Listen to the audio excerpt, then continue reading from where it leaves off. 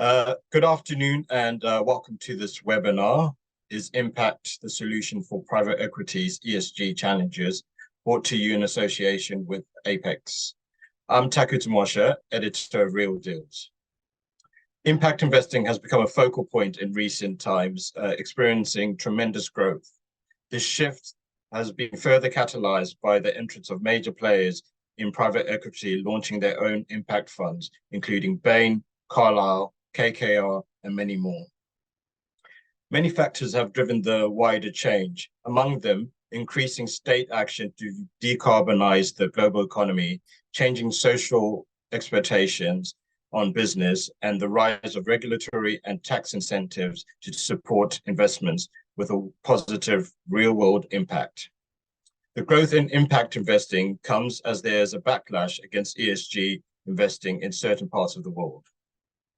Meanwhile, we're also at a pivotal moment as a consultation period for the SFDR review process ends in mid-December, and the approval of the UK's SDR is imminent.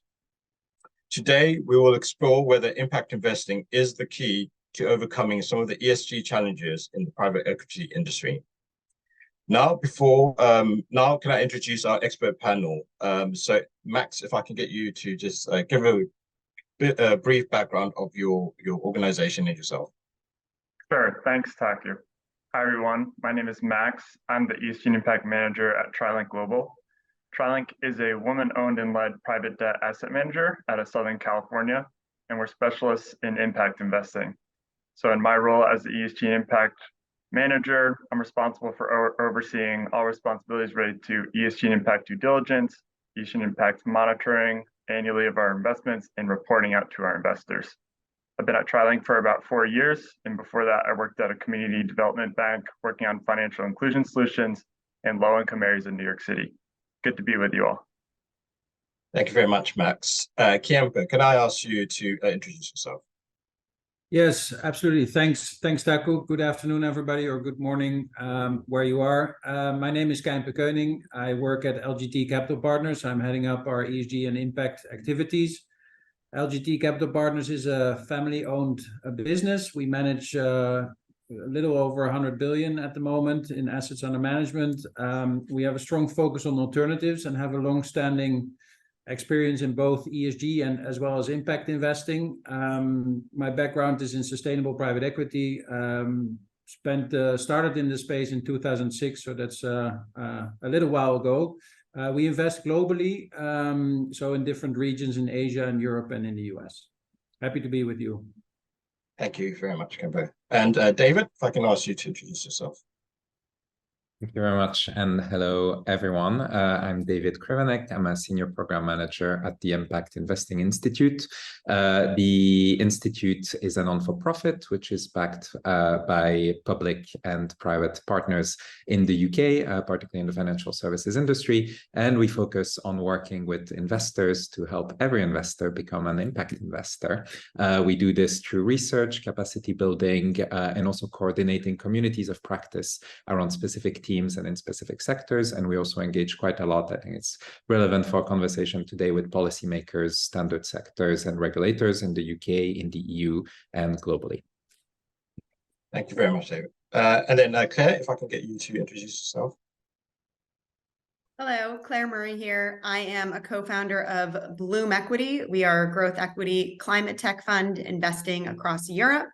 My background is in sustainable investing, having worked at BlackRock to build their sustainable investment platform, as well as Leapfrog Investments.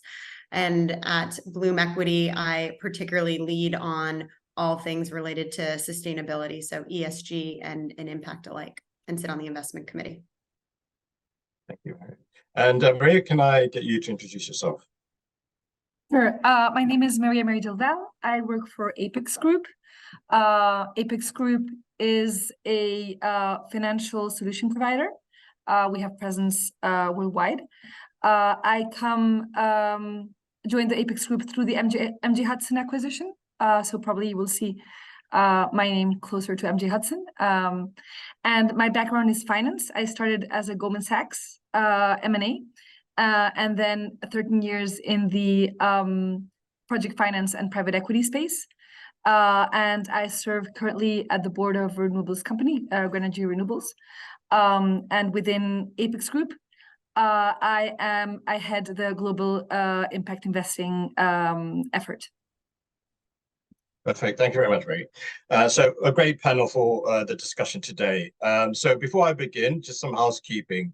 So you can ask the panel questions anytime during the discussion. If you just go at the bottom of your screen, there's a little tab that says Q&A, and then you can pose your question, and I'll be checking that throughout the discussion. And we will save some time at the end to have maybe some questions answered then. So to begin with, let's start with something I touched upon in my intro. Obviously, there's been a bit of a backlash against ESG investing. Why would you say ESG avoidance is not an option in today's investment landscape? Max, maybe if I come to you first. Sure, thanks. So ESG for us is about risk mitigation and risk reduction. So when I hear about this backlash that's happening, especially in the US around ESG, it seems a bit ironic why any investment manager wouldn't have a risk mitigation and reduction tool in their arsenal. It's helped us at TriLink in a number of cases. I'll just point out two particular ones quickly where we were dealing with issues around land acquisition and involuntary resettlement of communities. And so the first, we were looking at a prospective investment around a wind farm in Indonesia. And they had already cleared the land and resettled populations that were on that land, unfortunately, illegally. And so through ESG and this research and this analytical tool, we were able to identify this risk and say, you know what, maybe this is an investment we should pass on. And we did. In a similar case, we were working with an existing investment in Ghana, a power producer, and they wanted to expand. They wanted to build a new pipeline through parts of Ghana to provide greater access to energy. And through ESG, we are able to work with the company and say, you know what, there's a sensitive population here, there's a cultural heritage site here. In building this pipeline, in the planning phase, you can navigate and plan that pipeline to divert from these areas. And we believe that these are drivers of business success, because if these companies had gone through these sensitive populations, these are all significant issues that could have come back and bit the company on the back end. So it's essential for us. Right. And Claire, if I come to you next, I mean, why is ESG avoidance not an option in today's market? Obviously, we've spoken about the risk, but is there any more that you can say about that? Yeah, ESG is really the baseline for good investing. It's a hygiene factor, and we're going to get to impact, which is the next level. But there is growing data to show that companies with strong ESG have stronger foundations, and ultimately that's linked to strong financial performance. And so for investors where there's a fiduciary responsibility to invest in good companies, not only do we think about ESG from a risk mitigation perspective, so ensuring that there are policies in place where you won't have legal issues or litigation that you're unaware of, but also for value creation opportunities as well, and for improving parts of the businesses. For us as an impact fund, we think a further step in terms of outcomes. But on the ESG side, there's a number of benefits we've had by working with companies to improve ESG metrics at these companies. So I'll take two examples briefly. The first being when we have invested in a company, we invest at the growth stage, so that's scale up. So companies who have found proven product market fit are really on that professionalization journey as they continue to grow into a more mature company. And so ensuring that they have policies in place, which often is sometimes they've got a few, but they don't have the full suite of policies, is incredibly important to mitigate risks, but also when it comes to future funding rounds. So we recently have a company that is going through a future investment, and it is an investor who spent significant time diligencing the ESG side, which is becoming more and more common, even with traditional investors. And then on the value creation side, to give another example, we have a company that has a product. It's a product-led business selling into the US. And with that business, we actually looked at their carbon footprint, so understanding their environmental footprint of the company, and found areas through this assessment that we could improve their environmental footprint and then at the same time drive down costs. And so to give the example in this case was, it's a European company. They were having to air freight into the US their product. So, this is something that's just needed for their business in order to be able to sell into the US. And we were able to then work with the company to create a manufacturing facility in Mexico to then co-locate the products closer to the US to then sell into it, which from a cost perspective, much cheaper to do. And then also from an environmental perspective, not having to air freight heavy products across the pond has significant financial benefits as well. Okay. So you've outlined some really, really interesting points there. Okay, is there anything else that you could add in terms of some of the, reasons why you can't or you shouldn't be avoiding ESG in your view? Yeah, maybe just a few thoughts here, and I think of former speakers Max and Claire have already alluded to the concept of risk avoidance, and actually also trying to use ESG as an instrument to create better companies. I guess so we're basically talking about environmental and social elements, and it just makes common sense, right? I think, this whole backlash is very interesting debate, and of course on this panel, we're all saying, why wouldn't you look at other factors or additional factors that either potentially pose a threat to your investment or might make your investment even a better company? And it goes both in the environmental section. If you lower your energy cost, that's great. And as well as on the social section, if you just take good care of your employees and you retain your people better, or you actually are easier to recruit new people into your company, that makes total sense. I guess the third element is, of course, good governance. And in private equity, sometimes that we think, if you're a majority owner, you take care of your good governance. But I guess that's where, and we're going to talk about regulations later on, where also the concept of good governance clearly comes back into the picture with regard to SFDR. And that also makes total sense, right? So I think what we're probably all saying is that ESG makes sense, is a very logical thing to do, doesn't necessarily add cost to your investment at all, and makes your investments more robust, and therefore probably better positioned to generate decent returns. Those are a couple of things. Maybe one other thought I wanted to throw in terms of an example. I mentioned that we're a global investor. We also invest through many, many different managers and many, many different funds. What we can see nowadays is ESG is really a minimum criteria for us to commit, but also with many of these private equity managers, right? It's really mainstream. The vast majority of our managers have really good ESG practices, so really high quality. There's always room for improvement, but I think overall this is by now heavily and broadly adopted in the industry.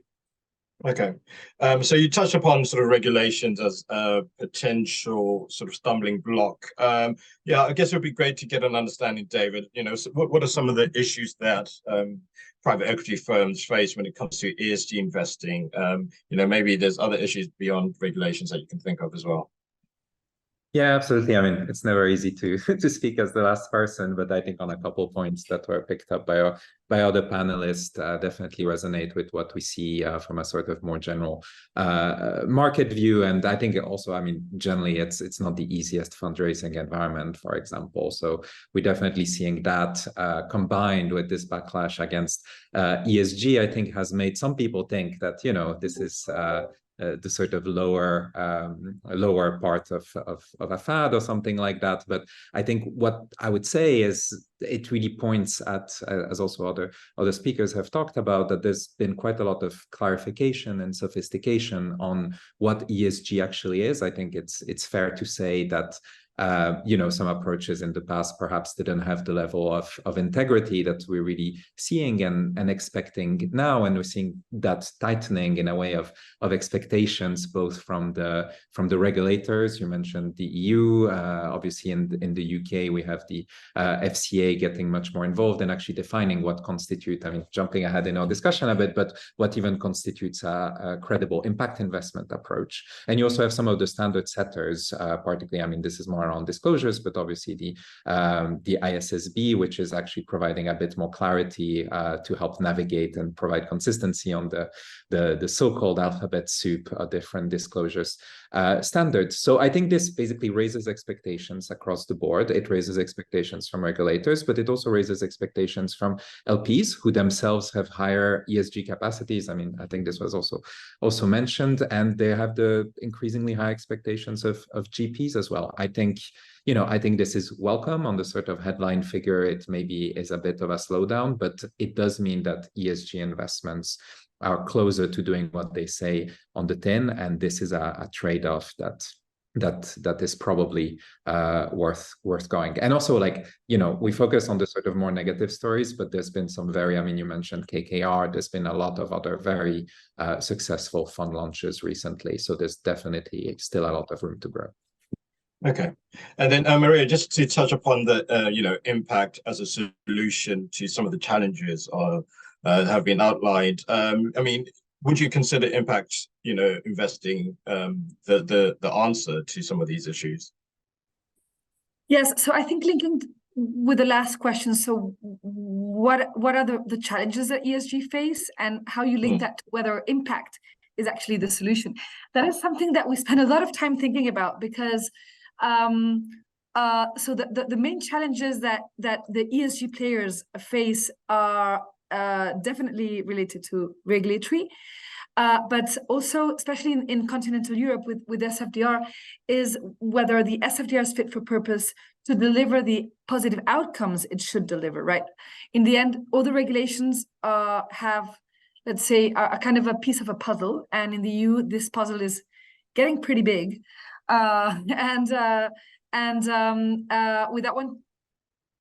without wanting to go into details of all that regulation, there's been a huge debate whether it's fit for purpose to generate that positive impact.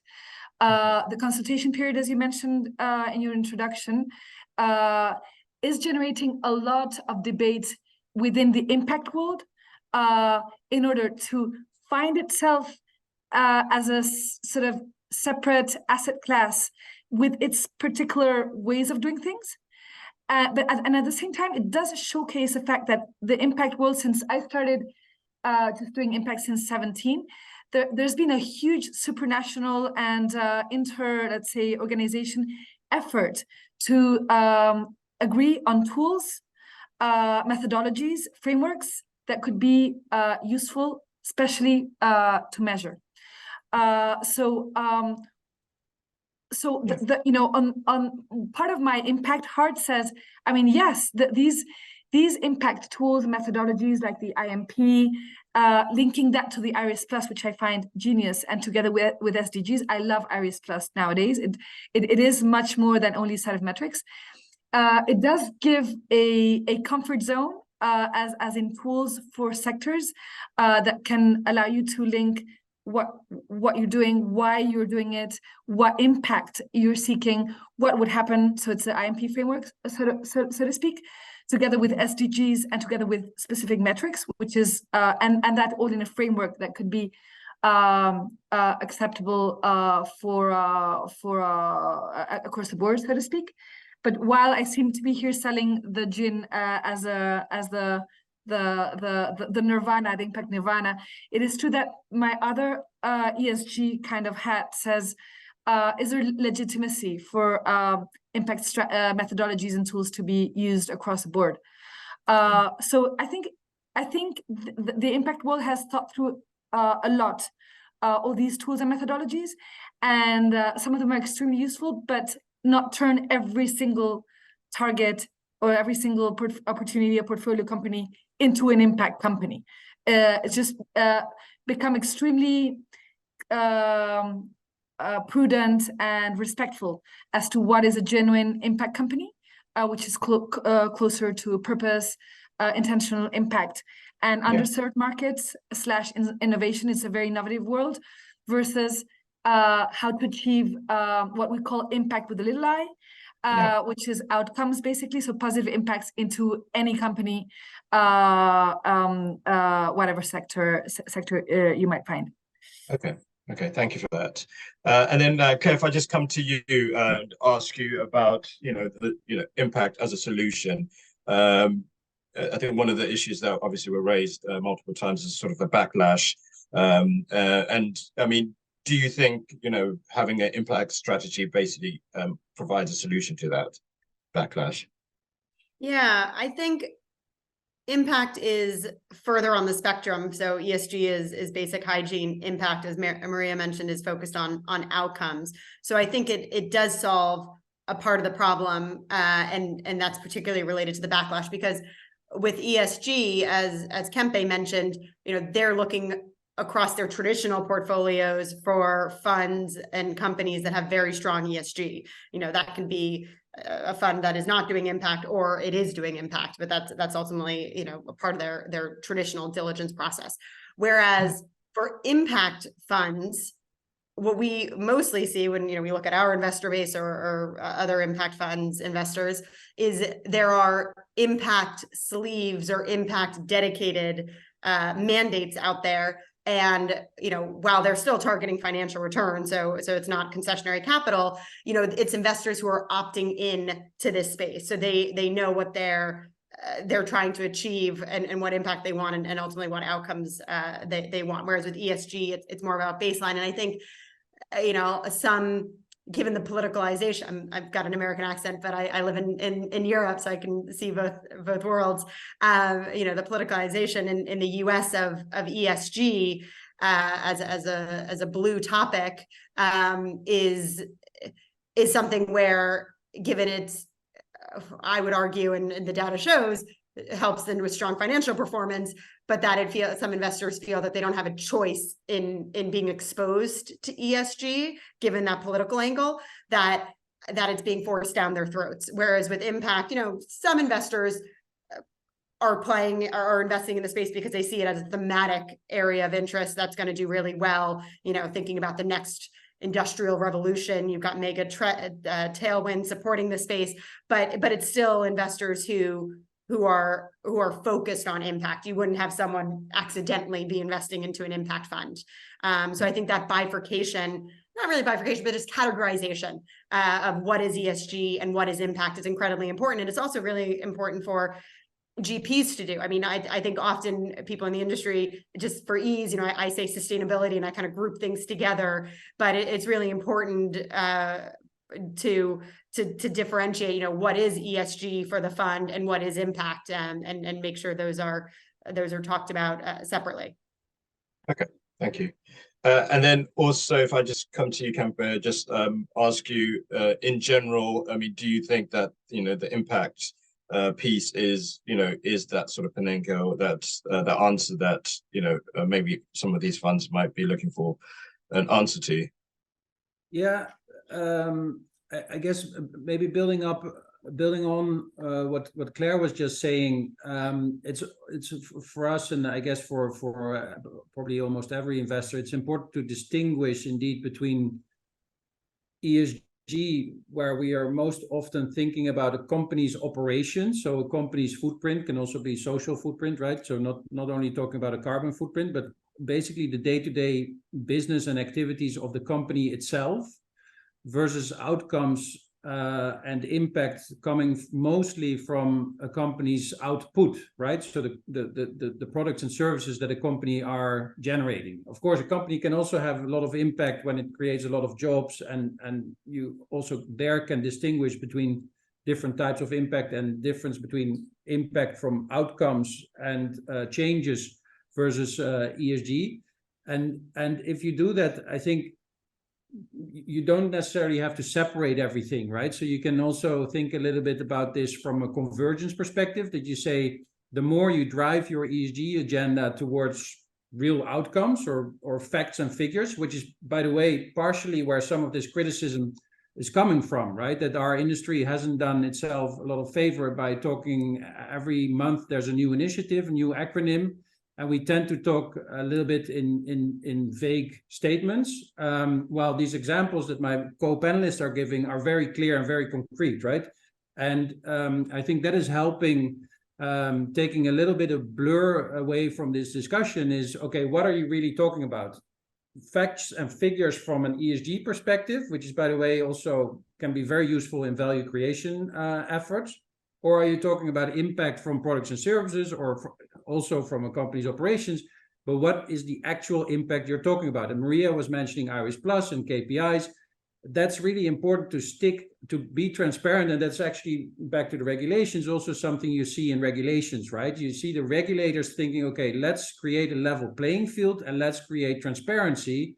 That hopefully these webinars will continue, but that a lot of vagueness gets out of the equation here. And I think that's how we also operate in terms of our thinking. And we say, back to your prior question, Taku, is that ESG is a basis, and impact is not necessarily a solution to everything. It's an opt-in, like what Claire says, but it's getting bigger and bigger, because if you believe in the energy transition and the Paris alignment of your investments, you actually do need to decarbonize your entire portfolio. So, and again, that's maybe partially this convergence that I talked about, is that partially your mainstream portfolio needs to do better and pollute less.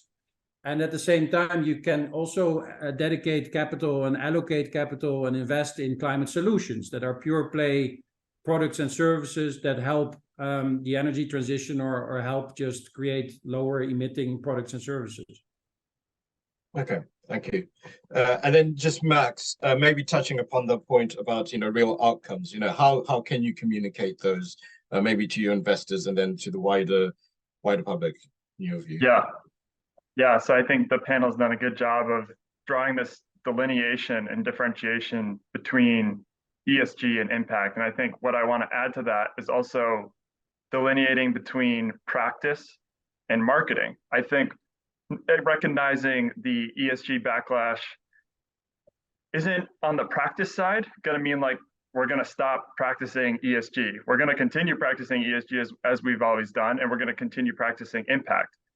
But I think on the marketing side, we can make the choice about how we want to present ourselves to the market. And I think now more than ever, it is becoming clear that impact is what we should be leading with. So we've always at TriLink led with impact around socioeconomic development, emerging markets. And so now we're thinking critically around what new and interesting stories can we bring out now more than ever, to make sure that maybe on the marketing side, we're staying a little bit away from it, ESG, but definitely emphasizing impact. Thank you. And then sort of shifting, I just wanted to find out, maybe if I ask you, David, how can an investment strategy progress from basic ESG considerations to achieving a broader impact, in your view? Yeah, I think, reflecting what others have also said, it's, as we try to sometimes or tend to put these two things together, it's actually quite a different approach. So we have seen examples, where people start with an ESG strategy and incorporate better sort of impact management behind it. But I think in general, the mindset behind it and the driving idea tends to be quite different. You're not only trying to sort of mitigate the risks, as others have said, with an ESG approach, but really focused intentionally on delivering these positive outcomes environmentally and socially. So not every ESG strategy can become an impact strategy, although an ESG approach is very important to have in your impact strategy as well as a sort of fundamental layer. But what I think, maybe just diving more specifically into the approaches, like a couple have been mentioned already. So the work of the Impact Management Project, for example, or Iris Plus, which is the platform of the GIN, which are very useful tools. And I think also speak to the increasing sophistication of the market, that they've become quite easy for a lot of managers to adopt and to adapt to their specific strategies, the sectors, the type of companies and projects that they invest in, and to make sure that you really surface the and by now they have quite comprehensive lists of potential impact KPIs that you can use as well to really identify what will be the most relevant for the specific investments that you're making. And our website also has a few good ideas on how to structure an impact fund.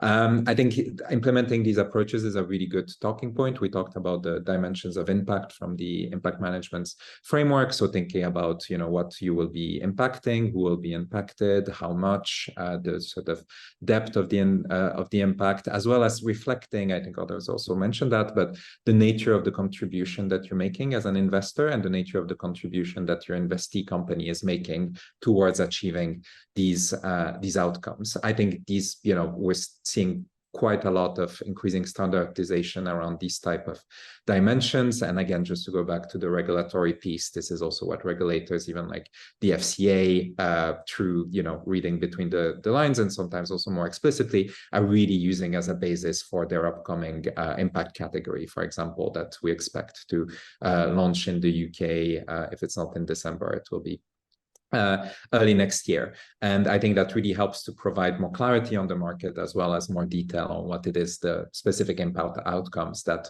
are achieved. And then there's also a piece that was also alluded to, which is the reporting around it. So I think this is some of the next pieces of work around it. We have a good idea of what good management looks like, what good measurement looks like, but also how do you report on it, and how do you actually stand out if you're actually doing this impact work and you're achieving the outcomes that you said you would deliver. How can an investor, an LP, compare two potential funds based on their impact with the same level of clarity that they would on financial performance, for example? So there's work being done. I wanted to give a shout out to Impact Frontiers, who have developed new norms for impact reporting and verification. And I think this is one of the next areas where a lot of practice will evolve as well. Okay. And Maria, I just wanted to go further into the idea about reporting. I know, definitely there's a lot of discussions around how difficult some of those challenges are reporting to LPs, especially for GPs, in terms of the current sort of SFDR regulations. As the conversation's happening at the moment, it's a bit difficult to know exactly what will be the outcome. But do you think there'll be more clarity down the road? Or, what's your assessment? So right now it's very difficult to make a black and white assessment. So I could summarize a bit what's happened in the past 3 months and what's looking forward. So what's happened in, let's say, past is that we just came out from the first periodic reporting, which means that the SFDR condition was to report upon your Article 8 or Article 9 strategy periodically once a year in June. And what's happened is that at least our clients, and I think it's a market-wide issue, it's been extremely difficult. So gathering data, especially for the private market, is something that's that's a challenge, especially smaller players who don't actually have the budget for a digital platform. And even with a digital platform, our clients found it difficult to make sure that the data had the integrity and the quality that's needed. So we have that as a past experience, and now whoever's done that effort is kind of saying, okay, so I showed my data or my strategy, my data to my investors as part of my legal obligation and fiduciary duty. But the data are not showing what I would like them to show. So i.e. I'm at Article 8 promoting environmental characteristics. So my carbon footprint should at least stabilize or go down, and it's actually not going that way. So what should we do, right? So it's a lot of, did I pick the right metrics? Do I need to kind of go into the metrics and select the ones that will show better reality? It's quite difficult to select metrics and actually measure them. But that at the same time that's a bit the past, but the future is this tweak or change. We don't know what will happen yet to the SFDR, which is actually challenging the fact that first, that the SFDR has been used as a label, and it was not conceived as a label. So the SFDR in the UK is a labeling system, and that is quite clear. And I think David, from your association. You've fed a lot of comments into that, but the SFDR, does it need to be a labeling system or not? That's one of the big questions that's on the table. Second is, what do we do with all the efforts all the financial markets participants have done in order to adapt to this very complex regulation? And then three, is this regulation fit for purpose to show what we actually need to show, which is improvement? So what's happened also is that at least I work a lot with the private markets, and the private markets, they do have the capacity to engage with the portfolio companies and to make things happen, and obviously to improve them. But it's just not happening. So that engagement is not going all the way.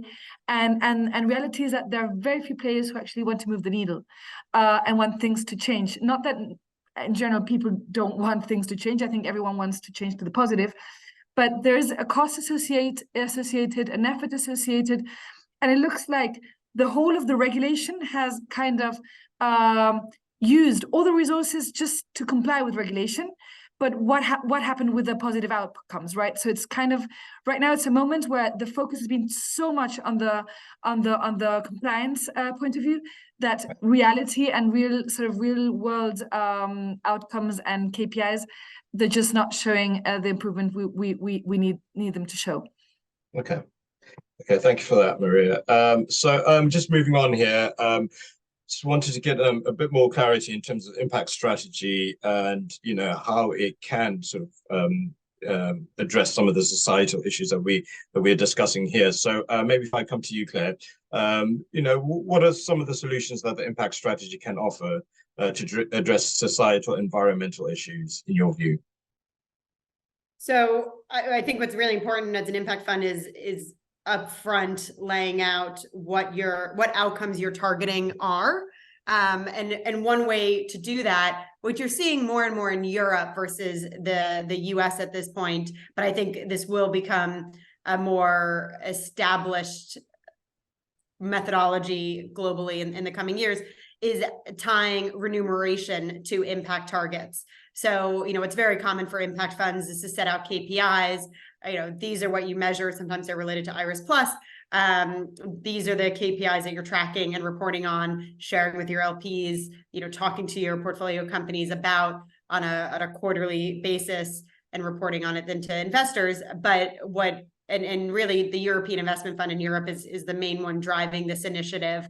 And they're a backer of many funds in Europe. They are requiring, if you get their impact climate capital and actually social capital as well, you need to tie a portion of your carry to impact. So, not only setting out those KPIs, but saying, okay, what is the target over the life of our investment that we think this impact will be, and ultimately then measuring that and achieving carry only if you hit that. I think it's really interesting. And I mean, it's something we're doing. I think it is quite early, so the space will continue to evolve. It's harder for venture funds where there isn't proven product market fit yet. And so with the companies, and so, a company, it's harder to underwrite that impact. I think at the growth stage where Bloom operates, it's still not easy to do, but at least you have the proven product market fit. You can underwrite what that impact is that you're looking to achieve, and then make assumptions tied to financial growth, which, as the company grows, if you're backing inherently impactful companies that as part of their core operations are doing either environmental and social impact and being specific on what that is, it's easier to then understand what are the targets that you could achieve over the life of your investment, and even think about additionality.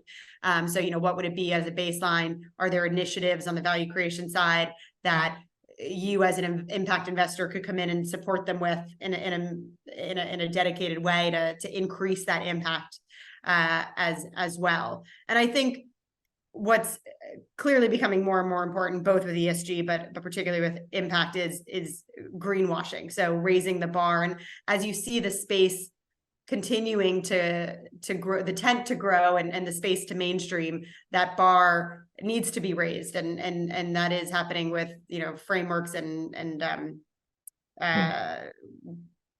industry groups, as David you mentioned, who are working on what how to define some of those metrics and think about like, okay, you say you're doing X impact, so is this other fund, how do I compare apples to apples to really see, what does reach mean and who's doing it better? And I think that level of accountability for firms is great, and we'll continue to raise the bar.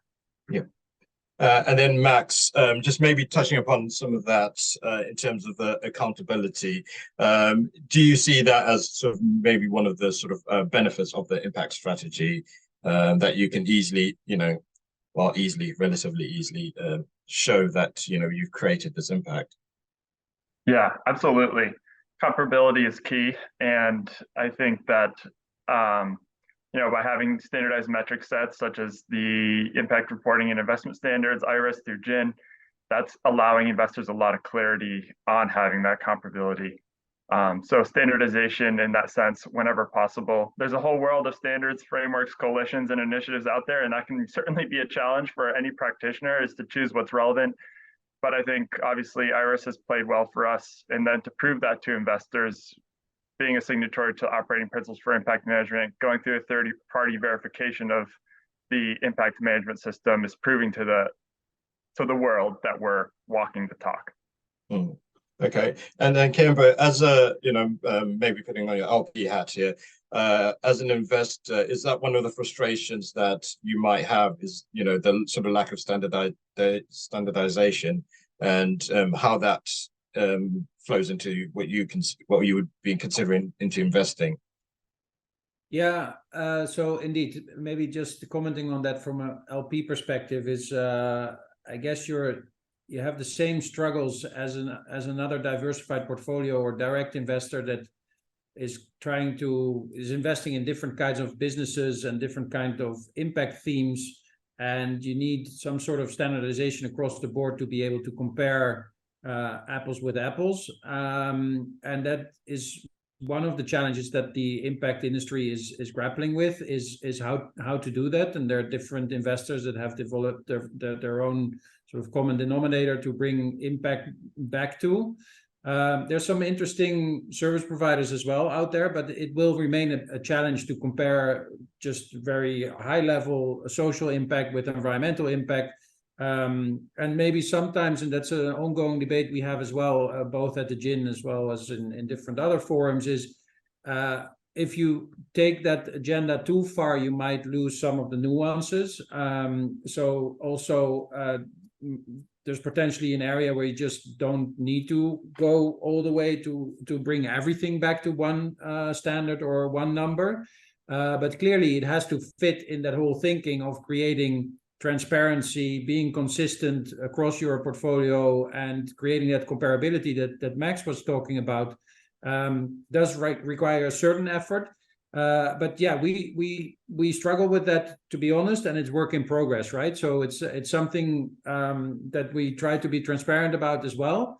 And you can, of course, also group certain investments, right? So you can say, okay, in my climate investments, I use this comparable metric, and in my social investments, I group them by sector, and you look at them in a different way. So that's one way of overcoming that challenge.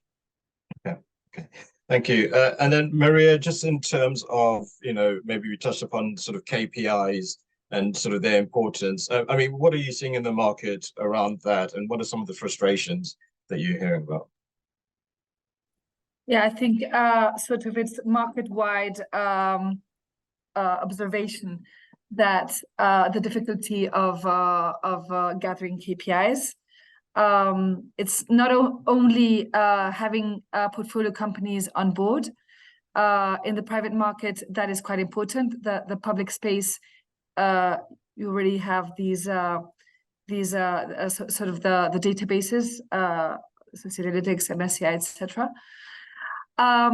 There's been quite an interesting question whether the CSRD, which is the new directive, the new sustainability directive that's come into play, whether that's actually going to play a role. And I've actually seen, was it yesterday, the day before, there's going to be a public database that's going to be built. So is that going to solve the problem? Probably, at least in the public space, what it will do is democratize. Apologies, I'm not a UK native. So it's just going to make it cheaper or just for free access to data. And then so those data platforms will have to see what value added they will have, which I'm sure will be a lot, because there's still a lot of challenges to solve. But that's a big step. And within the private market, part of the space is impacted by the CSRD. So most of the companies by at least 26, 27 should be in scope.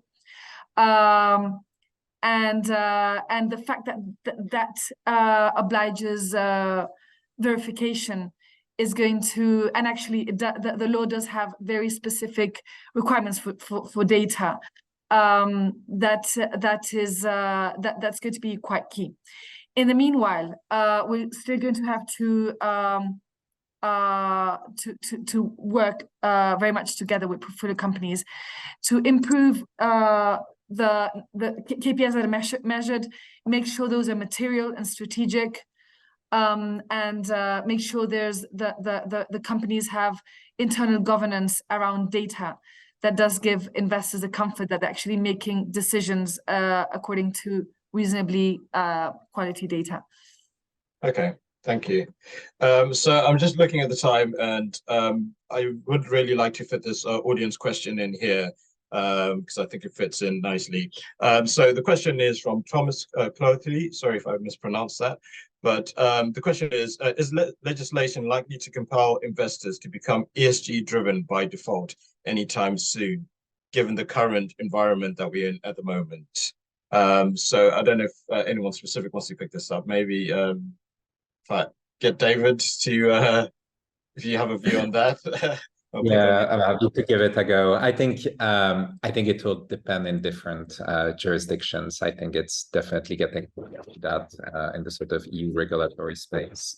I think also to a degree in the UK. I think what regulation, where it will be really helpful, is clarifying what are the different ambitions and characteristics of different types of fund, depending based on sustainability. I think as a secondary aspect, and I would, well, not secondary in terms of importance, but in terms of maybe what the regulators are trying to do and are empowered to do by respective governments and authorities, is this idea of just making sure that the integration of E and S factors and G factors is a bit more consistent and a bit more general across the piece. But I think for a lot of regulators, what their objectives are primarily to provide clarity to clients, to consumers, to investors on what the investments will actually do. It's not necessarily mutually exclusive, but I think at the moment the first objective is somewhat more important, if I had to answer that.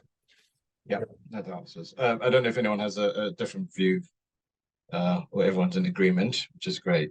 I'm a little more negative. I don't think, I mean, I think, yeah, I don't think from a legislation perspective, it will become a requirement. I think from a consumer, you know, who will move the market forward is investors. So, you know, if investors require it, then it'll become table stakes for a lot of funds. But I think even with the regulatory environment currently and where it's moving in Europe, which is certainly further ahead than some other market in UK than other markets, I don't think, I think that would be, my bet would be that it doesn't become a hard requirement. Okay. Maria, so maybe you might, yeah. If I might just add just 1 second thought to Claire, totally agree. It's investors who are actually making decisions. You mentioned the KKR, it's 2.8 billion in SDG focus fund. That's quite big. All my clients, the one who have sort of agnostic strategies, those are having a lot of difficulties to raise funds compared to any strategy that's focused towards clean energy or clean raw materials.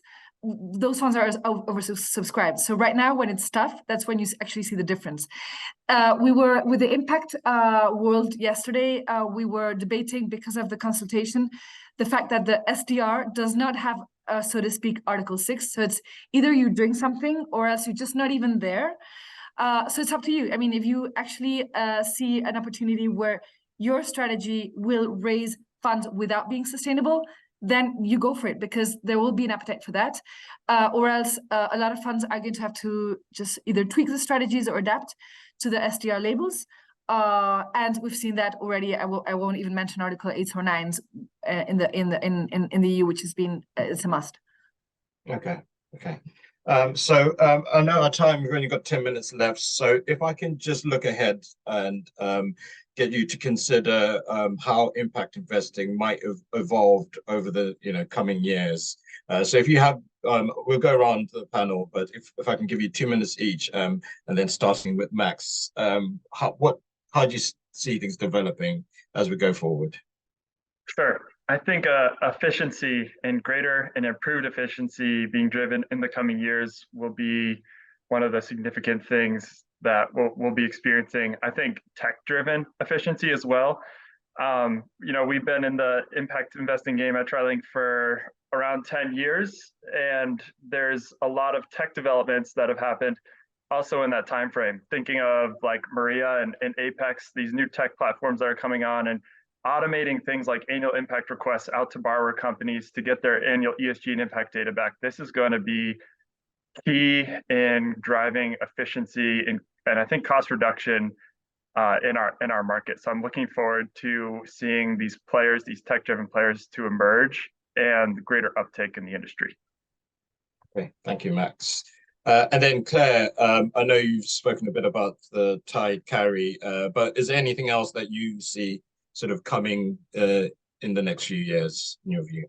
Yeah, I've got a few. So I do think impact tied to carry is going to become more mainstream. I think there'll be framework consolidation, which as a first-time fund I welcome, because it's hard to stay abreast of all of them and figure out what's the ones to use, even just from a cost perspective, what to pay for to be members of.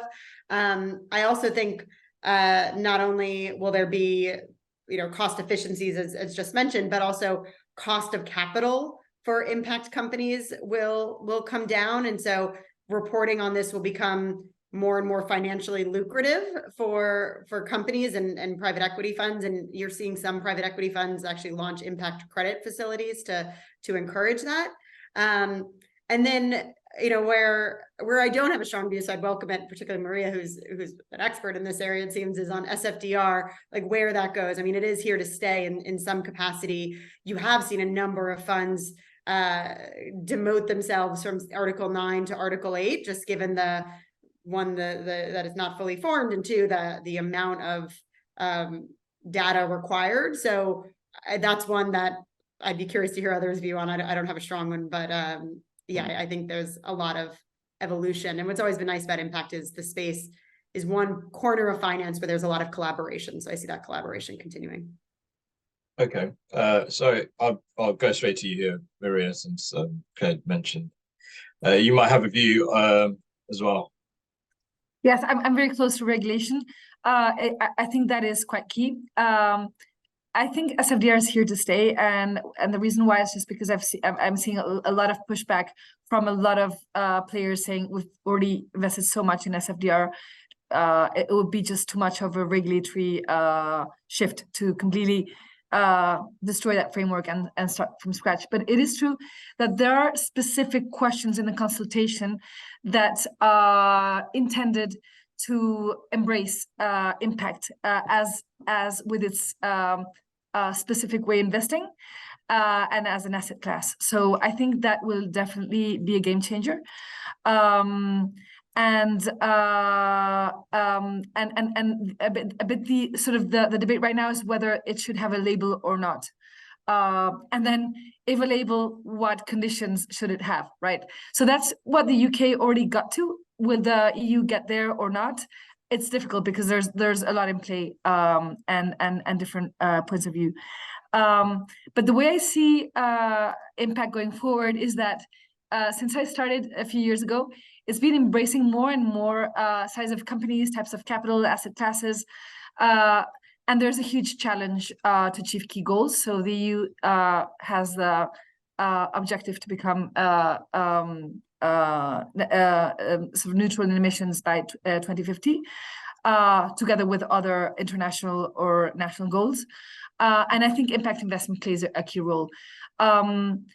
It is key from my experience to sparkle innovation. So I think, as has been just described before, impact is really close to innovation, and also to catalyze solutions to underserved markets or problems where capital does not naturally flow. So sticking together with that regulation and those hypothetical labels, there's this newfound sense of capital, and I might be a little bit impact washer. I hope not, but I think this is here to stay. Okay, thank you. And then maybe if I come to you, David, just for sticking to the regulation side of things here, will there be a bit of sort of stability in terms of the regulations and clarity, I guess, in general, in your view? I think it's always tricky to try to anticipate what regulators will do in this space, but yeah, I think the SDR, the FCA's regulation, I think we have a reasonably good idea of where this is going, and it's actually meant to come out quite imminently. So it will be also, I think it will provide a really good sort of basis for a lot of investors to work with. The EU's consultation is interesting. I think it's very hard to predict which way it will go. From our perspective, we would encourage as much coherence and avoiding fragmentation as possible. And if you're going in the direction with a labeling regime in the UK, to me, I mean, recognizing the respective size of those markets, of course, but it would make to a degree sense to perhaps have something like that in the EU at some point. But also, I mean, as mentioned by others, every fund manager I know has just spent the last 5-6 years trying to deal with SFDR. So I'm not sure what the appetite is, and that's coming out in the consultation as well, to do that very quickly and heavy-handedly. So I think, yeah, I think we'll have another period where there's maybe slightly different regulatory regimes in different areas, but investors, a lot of them are global, sell in multiple jurisdictions, so they will start to adopt probably towards the top side of these regulations over time, would be my assumption. Thank you, David. And Cambria, I'll let you have the final word on this. What do you expect to see coming up as we go forward? Yeah, thank you. Hopefully it makes sense what I'm going to say, but we expect and already see a continuous growing interest in impact investing. We see more and more institutional investors, i.e. large pension funds, thinking long and hard about how to put their portfolios together such that they're benefiting society and creating less negative side effects. So and so that shift in capital allocations, I think, is going to continue within sustainability regulatory frameworks that we just discussed. But there's clearly also with younger generations, and there's clearly an interest that this is only the beginning, probably. I guess maybe two other topics. I think, Maria, you briefly mentioned it, but we should not forget that impact investing started in developing markets, right? So, and I think that is where there's still a huge opportunity, and that area will probably also continue to grow, and maybe within different risk-return frameworks. But that's also an interesting area to watch. Or to be active in. And then the last comment I wanted to make is on the venture capital side. I know this panel was supposed to talk about private equity, but venture capital, of course, has the ability to develop disruptive technologies for certain industries. We see most of the VC activities in the climate space, by the way, which is only natural. But think about new materials or bringing down cost curves when it comes to battery or energy storage or power generation. There's already a lot of it we went through the past decade, and we expect that there's also more to come in that space. Great, fantastic. So I think that's a positive note to end things on. So there's a lot of opportunities going forward. So that brings this webinar to an end. I'd like to thank the panel, Max, Kim, David, Claire, and Maria, for a fantastic discussion. A video of this webinar will be made available on the Real Deals website by the end of next week. So keep an eye out for that in our newsletter announcements. So now all I have to do is thanks again to the panel, and thank you everyone for joining us, and enjoy the rest of your day.